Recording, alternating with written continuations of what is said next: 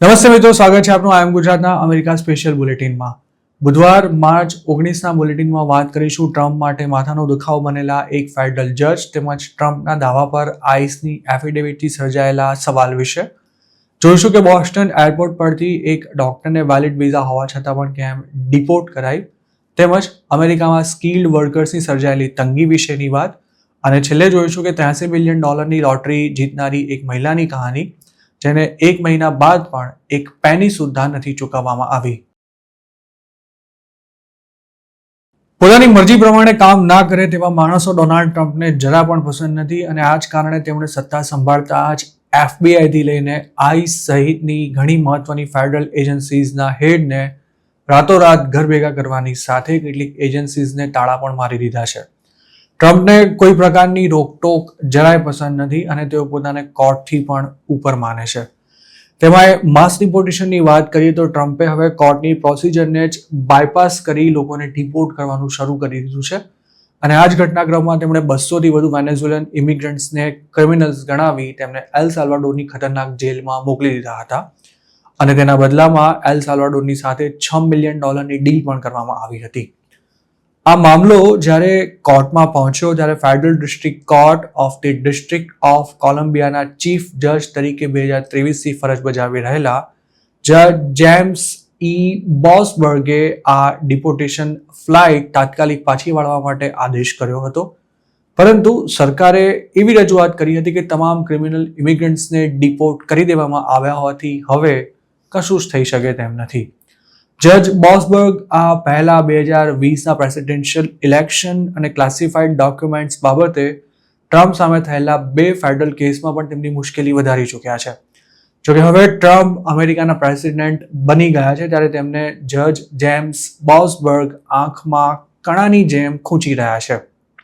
છેલ્લા કેટલાક દિવસોથી બોસબર્ગ અને તેમની કોર્ટ સીધી ટ્રમ્પ સાથે ઘર્ષણમાં આવી હોય તેવી સ્થિતિ સર્જાઈ છે અને યુએસમાં અત્યાર સુધી આવું ક્યારે પણ જોવા નથી મળ્યું। અમેરિકાએ ગયા સપ્તાહે 3 પ્લેન ભરીને 238 વેનેઝુએલન માઇગ્રન્ટ્સને એલ સાલ્વાડોર મોકલ્યા હતા। તે પહેલા જ ટ્રમ્પે એક એક્ઝિક્યુટિવ ઓર્ડર પર સાઇન કરી એલિયન એનિમીઝ એક્ટ 1798ને ફરી અમલમાં મૂક્યો હતો। આ કાયદા હેઠળ પ્રેસિડેન્ટને અમેરિકાનું જે દેશ સાથે યુદ્ધ ચાલતું હોય તેના નાગરિકોને કોઈ કાયદાકીય કાર્યવાહી વિના જ સીધા ડિપોર્ટ કરી દેવાની સત્તા મળે છે। ટ્રમ્પે એવો આરોપ લગાવ્યો હતો કે જે ઇમિગ્રન્ટ્સને ડિપોર્ટ કરાયા હતા તે વેનેઝુએલાના પ્રેસિડેન્ટ નિકોલસ મેડ્યુરોના કહેવા પર યુએસની સુરક્ષા સામે સીધી અથવા આડકતરી રીતે જોખમ ઊભું કરી રહ્યા હતા।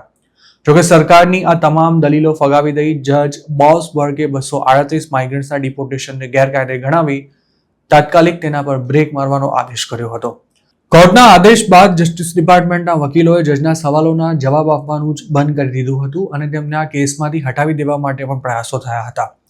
જસ્ટિસ ડિપાર્ટમેન્ટની એવી દલીલ હતી કે પ્રેસિડેન્ટને કોઈ પણ ઇમિગ્રન્ટને અમેરિકાની બહાર કરવાની સત્તા છે અને કોર્ટ પણ તેની સામે સવાલ ના કરી શકે। આટલું ઓછું હોય તેમ ટ્રમ્પે પોતાના સોશિયલ મીડિયા પ્લેટફોર્મ પર બોસબર્ગની હકાલપટ્ટી કરવાની માંગ કરી હતી, જેની સુપ્રીમ કોર્ટના ચીફ જસ્ટિસ જ્હોન જી રોબર્ટ્સ જુનિયરે ટીકા પણ કરી હતી। ટ્રમ્પે બર્થરાઇટ સિટીઝનશિપ બંધ કરવાથી લઈને માઇગ્રન્ટ સીધા પ્રભાવિત થતા હોય તેવા અનેક નિયમોને લાગુ કરવા માટે એક્ઝિક્યુટિવ ઓર્ડર્સ સાઇન કર્યા છે, પરંતુ તેમાંના મોટાભાગના પર હાલ કોર્ટ્સ દ્વારા રોક લગાવવામાં આવી છે। અમેરિકાના બંધારણમાં જે જોગવાઈઓ છે તેને ટ્રમ્પ પોતાની સગવડતા મુજબ બદલવા માટે મથી રહ્યા છે, જેમાં કોર્ટ્સ આડે આવી રહી હોવાથી ટ્રમ્પ જજીસ સામે બેફામ બોલી રહ્યા છે અને તેમના બોર્ડર્સા ટોમ હોમને તો ત્યાં સુધી કહી દીધું છે કે કોર્ટ્સને જે કરવું હોય તે કરે, પરંતુ તેનાથી માસ ડિપોર્ટેશનને કશો જ ફરક નથી પડવાનો। ટ્રમ્પ જાણે છે કે તેમણે જે સ્કેલ પર માસ ડિપોર્ટેશન કરવાનો વાયદો કર્યો હતો તે પ્રમાણે ઇમિગ્રન્ટ્સને ઘર ભેગા કરવામાં તેમની સરકારનો પનો ટૂંકો પડવાનો છે, જેથી તેઓ સેલ્ફ ડિપોર્ટેશન માટે એપ લોન્ચ કરવાથી લઈને ક્રિમિનલ ગણાવી કોઈને પણ ઉઠાવેલી ડિપોર્ટ કરી નાખવાના ગતકડા કરી રહ્યા છે। તેવામાં એવા રિપોર્ટ્સ પણ સામે આવ્યા છે કે ટ્રમ્પે જે 238 વેનેઝુએલન માઇગ્રન્ટ્સને ગેંગ મેમ્બર્સ ગણાવીને ડિપોર્ટ કરી દીધા છે તેમાંના મોટાભાગના લોકોનો તો કોઈ ક્રિમિનલ રેકોર્ડ જ નહોતો। આ મેટર કોર્ટમાં ગયા બાદ પણ ટ્રમ્પે હોશિયારીપૂર્વક એવો માહોલ ઊભો કરવાનો પ્રયાસ કર્યો છે કે પોતે માસ ડિપોર્ટેશન માટે તમામ પ્રયાસો કરી રહ્યા છે, પરંતુ કોર્ટ્સ તેમને કામ નથી કરવા દઈ રહી। લેટેસ્ટ મામલામાં ટ્રમ્પની સરકારનો કાન આંબળનારા જજ બોસબર્ગને 2002માં તત્કાલીન પ્રેસિડેન્ટ જ્યોર્જ બુશ દ્વારા superior court of the district of કોલંબિયાના એસોસિએટ જજ તરીકે નિયુક્ત કરાયા હતા અને 9 વર્ષ બાદ બરાક ઓબામાએ તેમને ફેડરલ બેન્ચ માટે નોમિનેટ કર્યા હતા. તેમજ 2023માં તેઓ federal district court of the district of કોલંબિયાના ચીફ જજ બન્યા હતા. ટ્રમ્પની પહેલી ટર્મ વખતે તેમણે હિલેરી ક્લિન્ટનના 15,000 જેટલા ઈમેલને રિલીઝ કરવાનો આદેશ આપ્યો હતો, પરંતુ સ્ટેટ ડિપાર્ટમેન્ટ દ્વારા હિલેરીના વધુ મેસેજીસને રિકવર કરવા માટે ફાઇલ કરાયેલા લો સૂટ્સને તેમણે ફગાવી દઈ ટ્રમ્પને મોટો આંચકો પણ આપ્યો હતો. 2012માં આ જજે લાદેનના અંતિમ સમયના ફોટોગ્રાફ્સ પબ્લિક કરવાની મનાઈ ફરમાતો હુકમ પણ આપ્યો હતો. ડોનાલ્ડ ટ્રમ્પ ઇલીગલ ઇમિગ્રન્ટ્સને અમેરિકામાંથી હાંકી કાઢવા માટે એડી ચોટીનું જોર લગાવી રહ્યા છે અને હવે તેમાં તેઓ કાયદાની પણ અવગણના કરવાની સાથે ઇમિગ્રેશન કોર્ટ્સના આદેશોને પણ સાંભળવા તૈયાર નથી. ટ્રમ્પે હવે તેમના નિર્ણય સામે કોઈ કોર્ટ રોક લગાવે તે પહેલા જ ઇલીગલ ઇમિગ્રન્ટ્સને ડિપોર્ટ કરવાનું શરૂ કરી દીધું છે, જેના માટે તેઓ એલિયન એનિમીઝ એક્ટનો ઉપયોગ કરી રહ્યા છે. તાજેતરમાં જ ડોનાલ્ડ ટ્રમ્પે વેનેઝુએલાની ટ્રેન ડી અરાગુઆ ગેંગના કથિત મેમ્બર્સને ટાર્ગેટ કરતા તેમને તાત્કાલિક ડિપોર્ટ કરવા 227 વર્ષ જૂના એલિયન એનિમીઝ એક્ટને લાગુ કરવાના ઓર્ડર પર શુક્રવારે સહી કરી હતી અને શનિવારે તેમણે આ એક્ટ હેઠળ ઘણા નોન સિટીઝન્સને ડિપોર્ટ પણ કરી દીધા હતા. પરંતુ તેમાંથી અમુક લોકો એવા પણ હતા કે જેમનો અમેરિકામાં કોઈ ક્રિમિનલ રેકોર્ડ હતો જ નહીં. આ વાત ખુદ આઈસના એક અધિકારી રોબર્ટ સેરનાએ ફાઇલ કરેલા ડિક્લેરેશનમાં કહી છે, જેમાં તેમણે એમ પણ જણાવ્યું હતું કે દરેક ડિપોર્ટી વિશે ચોક્કસ માહિતી નહોતી મળી કે ન તો તેમની સંપૂર્ણ પ્રોફાઇલ સરકાર પાસે હતી. જોકે આ લોકો જોખમી હોઈ શકે છે તે શંકાને આધારે તેમને ડિપોર્ટ કરવામાં આવ્યા હતા. વેનેઝુએલન ગેંગના કથિત 238 મેમ્બર્સને ડિપોર્ટ કરી દેવાયા બાદ હાલ જેલમાં બંધ કેટલાક ઇમિગ્રન્ટ્સે કોર્ટના દરવાજા ખટખટાવી પોતાને પણ આ જ રીતે કોઈ પ્રોસિજર ફોલો કર્યા વિના જ ડિપોર્ટ કરી દેવાશે તેવો ભય વ્યક્ત કર્યો હતો અને આ કેસની સુનાવણીમાં જ એલિયન એનિમીઝ એક્ટ હેઠળ ટ્રમ્પ સરકારે કરેલી મનમાની સામે આવતા કોર્ટે તેના પર રોક લગાવી ડિપોર્ટીઝને લઈ જઈ રહેલી ફ્લાઇટ્સને પાછી વળવા માટે ઓર્ડર કર્યો હતો. પરંતુ સરકારે એવી દલીલ કરી હતી કે જેમને ડિપોર્ટ કરવાના હતા તે તમામ લોકો એલ સાલ્વાડોરની જેલમાં પહોંચી ચૂક્યા છે અને હવે તેમને પાછા લાવી શકાય તેમ નથી. અને ત્યાર પછી તો ટ્રમ્પે આ ઓર્ડર આપનારા જજ સામે જ એલફેલ બોલવાનું શરૂ કરી દીધું હતું. ડિપોર્ટ કરાયેલા તમામ ઇમિગ્રન્ટ ક્રિમિનલ હોવાનો ટ્રમ્પ દાવો કરી રહ્યા છે, જ્યારે તેમની જ એજન્સી પાસે તેના કોઈ પુરાવા નથી.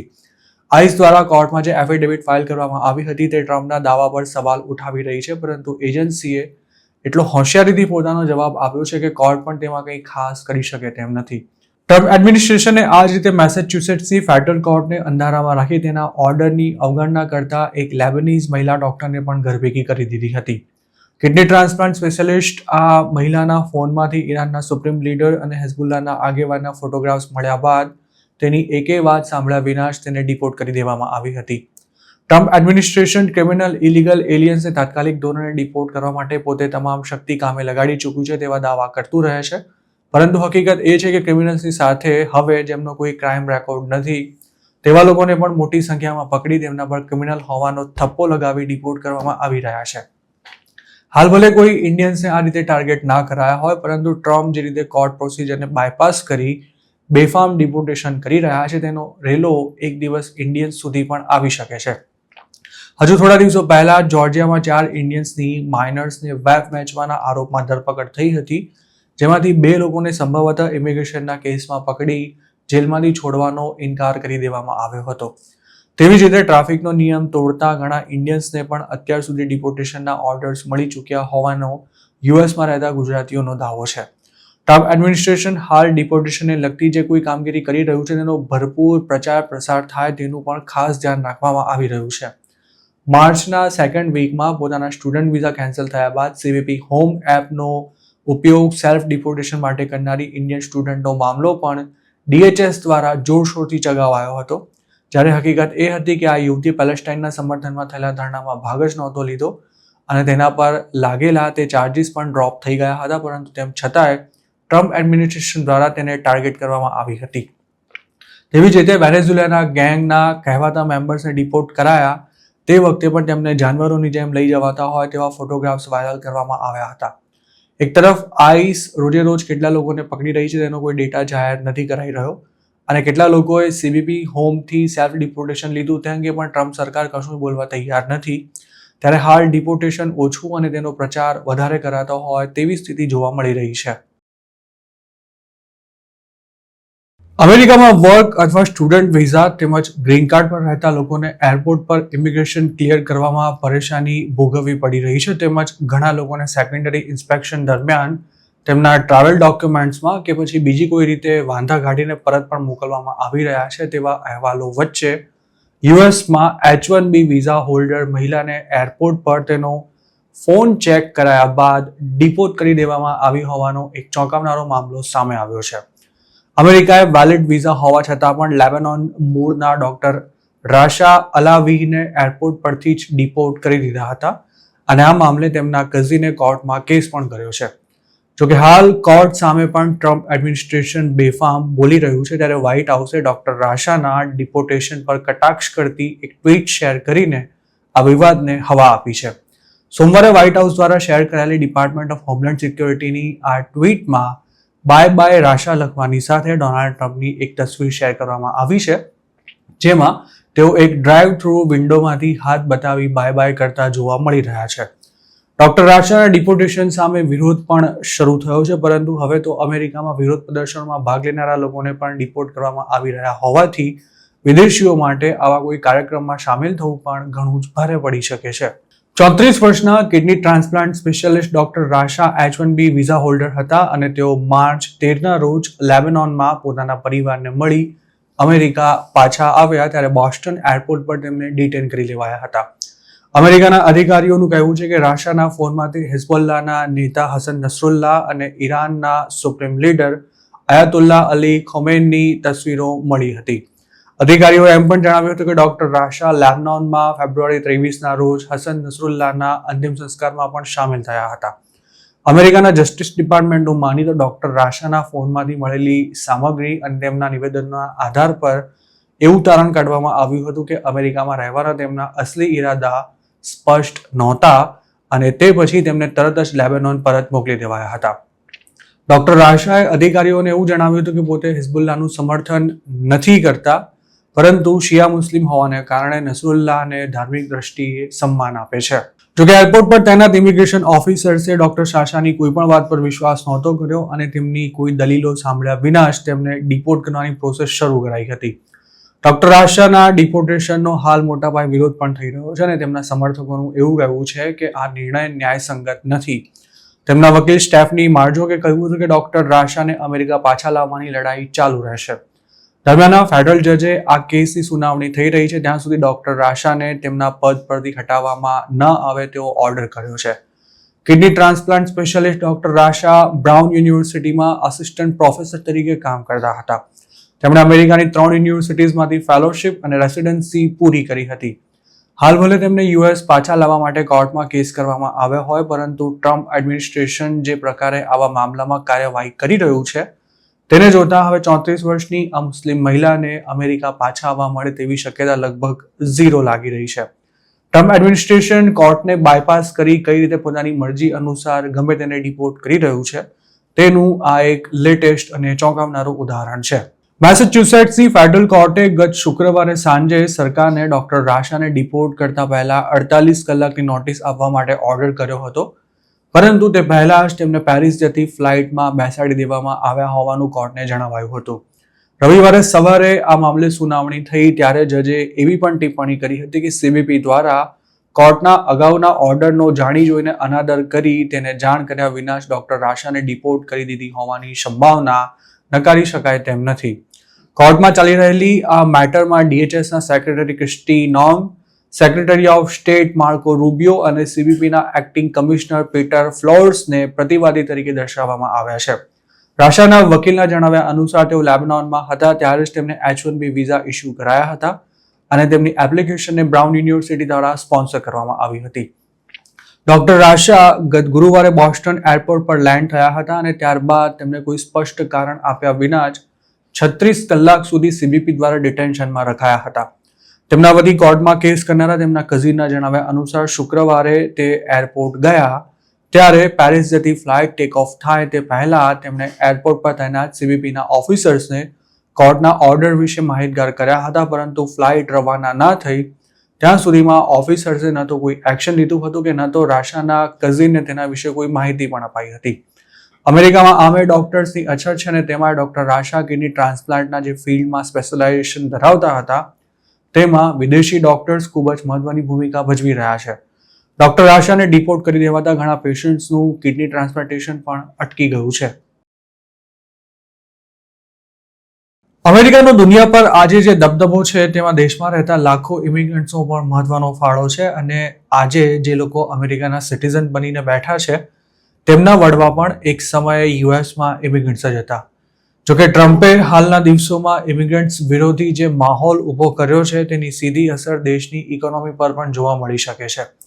તેમાં યુએસમાં H-1B વિઝાને લઈને હાલના દિવસોમાં ભારે ઘમાસાણ મચેલું છે. ઘણા અમેરિકન્સ આ વિઝાને બંધ કરવાની માંગ કરી રહ્યા છે, જ્યારે ઇલોન મસ્ક, નિકી હેલી અને વિવેક રામાસ્વામી જેવા મોટા માથા સહિત અમેરિકાની ઘણી કંપનીઓ તેને ચાલુ રાખવાની તરફેણમાં છે. જોકે મસ્કે બાદમાં પોતાનું વલણ બદલતા H-1B વિઝા પ્રોગ્રામમાં મોટો સુધારો કરવાની જરૂર હોવા પર પણ ભાર મૂક્યો હતો. ડોનાલ્ડ ટ્રમ્પ પણ H-1Bની તરફેણ કરી તો ચૂક્યા છે, પરંતુ સ્કિલ્ડ વર્કર્સ માટે અમેરિકામાં આવવું અને ગ્રીન કાર્ડ મેળવવું આસાન બનાવવાને બદલે તેમણે $5 મિલિયન ગોલ્ડ કાર્ડ લોન્ચ કર્યા સિવાય બીજું કંઈ ખાસ નથી કર્યું. H-1Bનો વિરોધ કરનારાઓનું એવું કહેવું છે કે તેનાથી અમેરિકાના લોકોની નોકરીઓ છીનવાઈ રહી છે અને ટ્રમ્પ ભલે હાલ કંઈ બોલતા ના હોય પરંતુ તેમનું પણ કંઈક આવું જ માનવું છે. પરંતુ સવાલ એ છે કે શું અમેરિકા H-1B વિઝા બંધ કરવાની સ્થિતિમાં છે ખરું? હાલની સ્થિતિ જોતા એવું લાગી રહ્યું છે કે અમેરિકાને વિદેશી વર્કર્સ વિના ચાલે તેમ નથી. દેશમાં સ્કિલ્ડ વર્કર્સની ભારે અછત છે અને એટલે જ અમેરિકન કંપનીઓએ વિદેશથી લોકોને લાવવા પડી રહ્યા છે. ખાસ કરીને સ્ટેમ ફિલ્ડ્સમાં સ્કિલ્ડ વર્કર્સની ઘણી જગ્યાઓ ખાલી પડી છે. અમેરિકાના લેબર સ્ટેટિસ્ટિક્સના એ રિપોર્ટમાં જણાવ્યા અનુસાર વર્ષ 2023થી 25ની વચ્ચે અમેરિકાને વધુ 1 મિલિયન જેટલા સ્ટેમ પ્રોફેશનલ્સની જરૂર પડવાની છે અને તેમાં કુલ વર્કફોર્સમાં ટેકનિકલ જોબ માટે સૌથી વધુ માણસોની જરૂર પડશે. એમેઝોન, ગૂગલ, મેટા અને માઇક્રોસોફ્ટ જેવી ટેક કંપનીઝ H-1B વિઝા પ્રોગ્રામનો મોટા પાયે યુઝ કરે છે. તેની સામે પણ અમેરિકામાં વિરોધના સૂર ઉઠ્યા છે. આ સિવાય ટેક સેક્ટર્સમાં તાજેતરમાં ઘણા બધાને નોકરીમાંથી છૂટા કરાયા છે, પરંતુ આવી નકારાત્મક સ્થિતિ વચ્ચે પણ H-1B વિઝા માટેની એપ્લિકેશન્સમાં ઘટાડો નથી થયો. H-1B વિઝાનો લાભ લેવામાં ઇન્ડિયન્સની સંખ્યા સૌથી વધારે છે, જેઓ યુએસમાં IT અને ટેકનિકલ સેક્ટર્સમાં ઘણી મોટી સંખ્યામાં કામ કરી રહ્યા છે. ત્યારે H-1B વિઝાના નિયમોમાં થનારા કોઈ પણ ફેરફારની સીધી અસર તેમના પર પડે તેમ છે. H-1B વિઝાનો વિરોધ કરનારા લોકોનું એવું કહેવું છે કે આ વિઝા અમેરિકન વર્કર્સને નુકસાન પહોંચાડી રહ્યા છે, જ્યારે તેના સમર્થકોની એવી દલીલ છે કે આ પ્રોગ્રામથી યુએસમાં ઇનોવેશન્સ થઈ રહ્યા છે અને જોબ ઓપોર્ચ્યુનિટીઝ સર્જાઈ રહી છે. આ વિઝાને લઈને અમેરિકન્સની ચિંતાઓને દૂર કરવા, સેલેરી લિમિટ નિર્ધારિત કરવા તેમજ લોટરી સિસ્ટમને દૂર કરવા સહિતના ફેરફારો કરવા માટે પણ સૂચન કરાયા છે. H-1B વિઝા એક ટેમ્પરરી વિઝા છે જે યુએસમાં વિશિષ્ટ વ્યવસાયોમાં કામ કરવા આવવા ઈચ્છતા વિદેશી નાગરિકોને ઇસ્યુ કરવામાં આવે છે. આ વ્યવસાયોમાં IT, એન્જિનિયરિંગ, મેડિકલ, રિસર્ચ અને અન્ય ટેકનિકલ સેક્ટર્સમાં હાઈ સ્કિલ્ડના કામ સામેલ છે. આ વિઝા સામાન્ય રીતે 3 વર્ષ માટે આપવામાં આવતા હોય છે, જેને 6 વર્ષ સુધી એક્સટેન્ડ કરી શકાય છે. તે ગ્રીન કાર્ડના માધ્યમથી પરમેનન્ટ રેસિડેન્સી મેળવવાનો પણ એક રસ્તો છે. યુએસ કોંગ્રેસે વાર્ષિક 65,000 H-1B વિઝા ઇસ્યુ કરવાની લિમિટ નક્કી કરેલી છે. તેમજ યુએસની કોલેજીસમાંથી એડવાન્સ ડિગ્રી મેળવનારા વિદેશી વર્કર્સ માટે વધારાના 20,000 વિઝા ફાળવવામાં આવ્યા છે. USCISના ડેટા અનુસાર ફિસ્કલ યર 2025માં H-1B વિઝા માટે 4,70,000 એપ્લિકેશન્સ મળી છે, જે દર્શાવે છે કે H-1B વિઝા પ્રોસેસમાં એમ્પ્લોયર્સ અને વર્કર્સને સમસ્યાઓનો સામનો કરવો પડતો હોવા છતાં પણ તેની ડિમાન્ડ જળવાઈ રહી છે. જોકે અમેરિકામાં વિઝા નીતિઓમાં સતત થઈ રહેલા ફેરફારને કારણે ઇન્ડિયન્સ ઘણા મુશ્કેલીમાં મુકાઈ ગયા છે. તાજેતરમાં અમેરિકાની ઘણી કંપનીઓએ એવો નિયમ બનાવ્યો છે કે ઓપ્શનલ પ્રેક્ટિકલ ટ્રેનિંગ પર હોય તેવા એમ્પ્લોઈઝ ઓછામાં ઓછા 1 વર્ષ તેમની સાથે કામ કરે ત્યાર પછી જ તેમને H-1B વિઝા માટે સ્પોન્સર કરવામાં આવશે. જેના કારણે તાજેતરમાં જ નોકરીએ લાગેલા ઇન્ડિયન ગ્રેજ્યુએટ્સ H-1B વિઝા લોટરીની રેસમાંથી બહાર થઈ ગયા છે. આગામી દિવસોમાં H-1B વિઝાના નિયમોમાં કેટલાક મોટા ફેરફાર પણ જોવા મળી શકે છે, પરંતુ તે બંધ કરવામાં આવે તેવી કોઈ જ શક્યતા ઘણી જ ઓછી છે, કેમ કે આ વિઝા બંધ કરવામાં અમેરિકાને જ વધુ નુકસાન છે. અને જો ટ્રમ્પે અમેરિકાના લોકોના દબાણમાં આ વિઝા બંધ કરવા પડ્યા તો તેના ઓપ્શનમાં બીજો કોઈ રસ્તો ખોલવો જ પડશે. જો તેવું નહીં કરવામાં આવે તો અમેરિકાની કંપનીઓમાં આગામી દિવસોમાં સ્કિલ્ડ વર્કર્સનો મોટો ગેપ ઊભો થશે અને તે યુએસની ઇકોનોમી માટે જ નુકસાનકારક સાબિત થશે.